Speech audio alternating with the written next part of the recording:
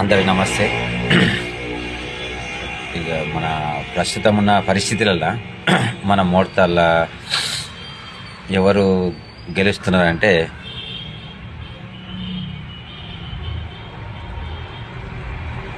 మీరు అనుకునే వాళ్ళు అయితే గెలుస్తలేరు.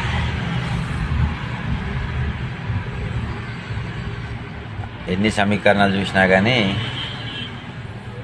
మీరు ఈయన గెలుస్తాడు ఆయన గెలుస్తాడు అని చెప్పేసి అనవసరమైన పుకార్లు లేవట్టుకోకుర్రి ఖాళీ. వాళ్ళు గెలరు, అలాగూ గెలిచే అవకాశాలు లేవు. జస్ట్ అవన్నీ ఓన్లీ పుకార్లు మాత్రమే. మీరు ఎవరైతే అనుకుంటున్నారు కదా వాళ్ళు గెలుస్తారనుకునేది ఓన్లీ పుకార్లే, అది జరిగే పని కాదు. ఆ పుకార్లను నమ్మకుర్రి.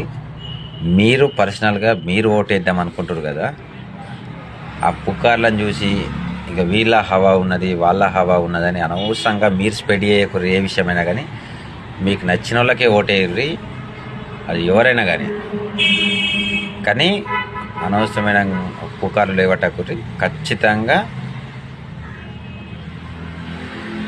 గెలిచేటోళ్ళు డిసైడ్ అయిపోయినరు ఆల్రెడీ. ఎవరికి ఓట్లేయాల్లో ఓటర్స్ కూడా డిసైడ్ అయిపోయారు ఆల్రెడీ. అనవసరంగా మీరు కొంతమంది ఉన్నారు, వాళ్ళు ఎట్లా అంటే పుకార్లు లేవడుతున్నారు, అరే ఈయన తినబడుతున్నది ఆయన తినబడుతున్నది అని చెప్పేసి. అట్లా లేదు, సమీకరణాలు వేరే ఉన్నాయి. గెలిచేవాళ్ళు గెలుస్తున్నారు వాళ్ళు ఆల్రెడీ. సరేనా?